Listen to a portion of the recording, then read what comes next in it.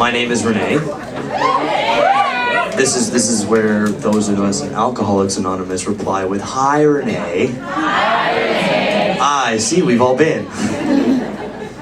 So I was planning to come to this slam, and I've had a couple things written, but then I started getting really nervous about getting up here on stage, and so I decided I was gonna write about that instead.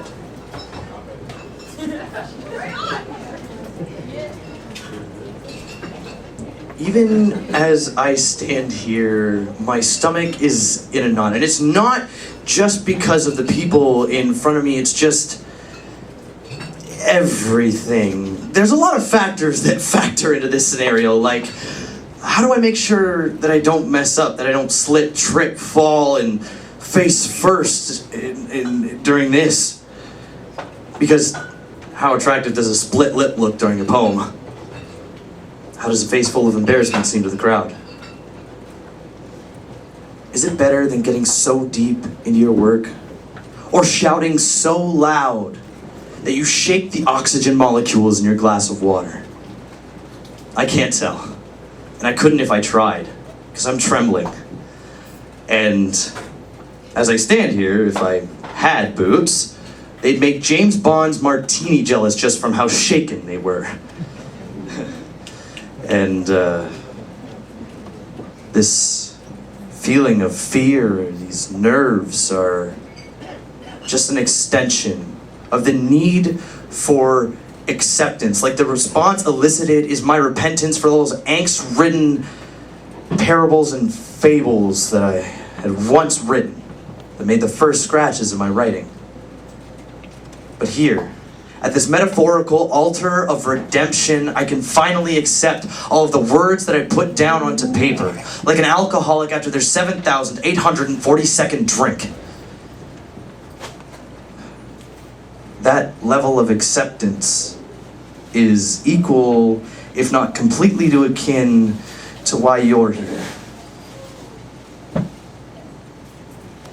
And after everything I've done, after everything I've been through, under that frayed and torn umbrella of a motto, no regrets, no remorse, you have appeared here in front of me like an anomaly, because no one here would believe our story if I told them how easily we'd sync together like an iPod to a MacBook. But just like standing on this stage, you make me tremble.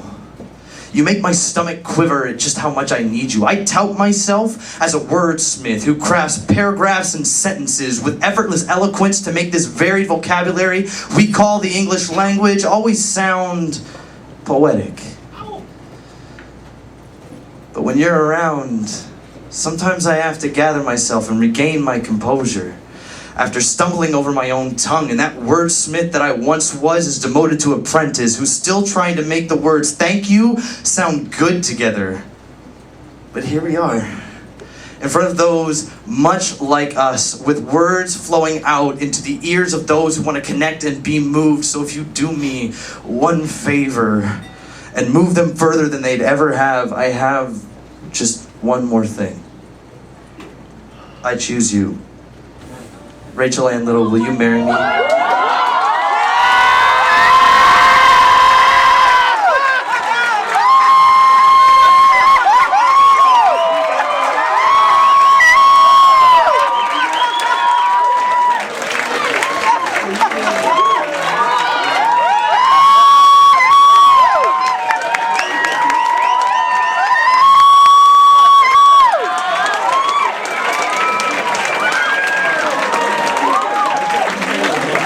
And that, ladies and gentlemen, is how you simultaneously get over your fear of failing and falling all at once.